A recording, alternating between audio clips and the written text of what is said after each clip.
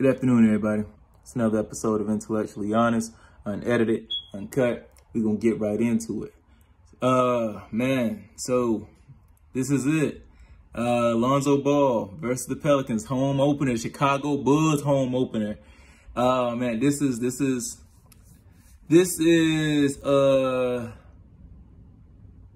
I know it's just the second game of the regular season for the Bulls. So I guess in the grand scheme of things, it don't really matter, but it does matter.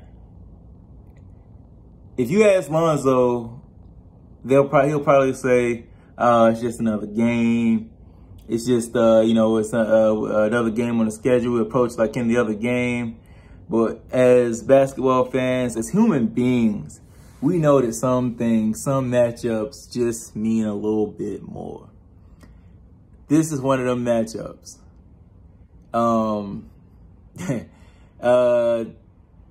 Lonzo Ball, and it's kind of bittersweet because Zion's not playing. But there's another matchup. Two storylines, actually, if you want to go there. But I'm going to talk about both of them. And y'all can tell me which one y'all care about more in the comments. So you got two. The first one, which I don't even think a lot of people even acknowledge or would even consider like a rival. But it's Ingram, man. It's Brandon Ingram. It's Lonzo Ball versus Brandon Ingram. See, people don't remember, but I remember when Lonzo was a rookie. And keep in mind, they brought this kid in here because of his passing and his playmaking and his leadership. At some point during that season, as Lonzo was a rookie, Coach Walton said, Brandon Ingram can run a little bit of point guard too. Let's try having the ball in his hand. So this seems to be like a reoccurring thing with Zoe. You know what I'm saying? In New Orleans, Brandon Ingram was the secondary playmaker behind Zion. So the one thing that they draft Zoe to do, I know the Pelicans ain't draft Zoe, I'm not stupid. But the one thing they draft Zoe to do, Ingram has always, you gotta remember, this is the first time they haven't been on the same team in the NBA.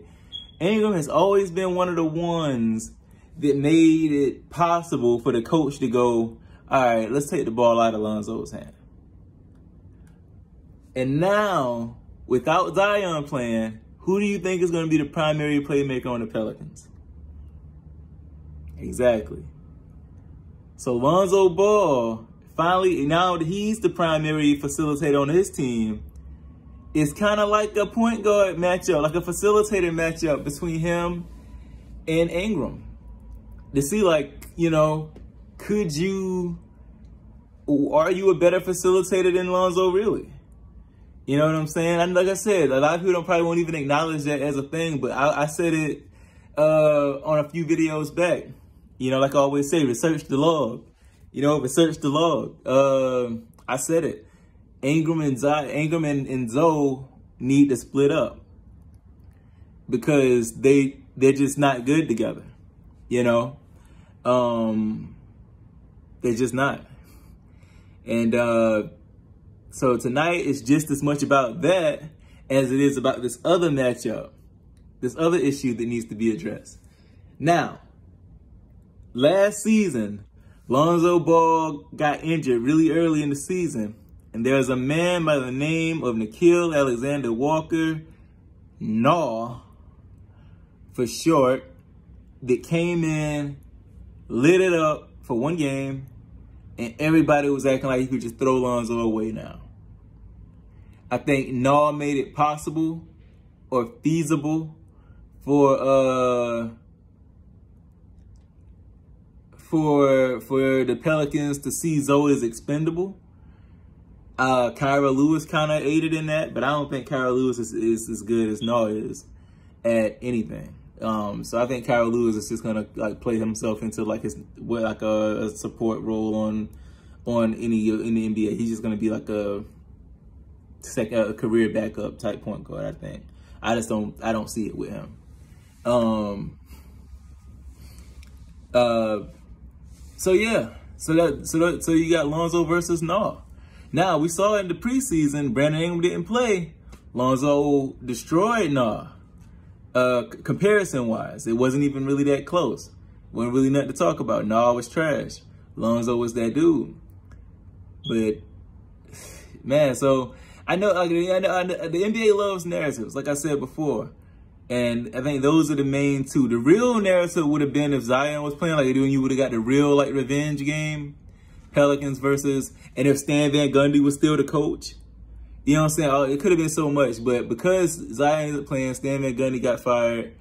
You know, this is what we got. We got the Ingram versus Lonzo at the facilitator spot. You got Lonzo versus Nah in terms of like who's just better. So with that being said, what do we expect from Zoe? Because that's what it's all about. These narratives are what they are. You know, Ingram is what he is, Nah is what he is. But what really matters is how is Lonzo Ball gonna show up? What is he gonna do? Is he gonna roll over and show his belly? Or is he gonna come out there and let them know like, hey, y'all messed up? You know what I'm saying? And I know even if Zoe comes out there and dog walks these dudes, it's gonna be people saying, well, Zion didn't play. Okay, like I said, hey, whatever. It's just the second game of the season. Hopefully they play him at least one more time, and maybe Zion will be playing. I gotta look at the schedule in its entirety. But yeah, tell me what y'all think in the comments, man. This is exciting stuff. I'm gonna try to be tapped in as usual. You know, I'm tapped into NBA. This is my favorite time of year. I'm a football fan too, and I'm gonna you know, post some more stuff about that. But basketball is really my thing. And I love talking about it with y'all. So tune in. Let me know in the comments. We can go back and forth for a little bit. I got a little bit of time today. Yeah, y'all think Zoe gonna roll over? Y'all think Zoe gonna come out here and dog walk these dudes? Y'all think Ingram is better suited for that facilitator role than Zoe? Let me know in the comments, man. It's exciting stuff happening in the world of the NBA. So this is another quick episode of Intellectually Honest. Like, comment, subscribe, and hit the notification bell, please. It lets me know that y'all want this channel to keep growing. Y'all want me to keep doing what I do. Y'all really messing with what I do. And it lets YouTube know to make my stuff more visible. That way more people can get in on this. So, on this content. So, that's it, man. I'll catch y'all after the game with the recap.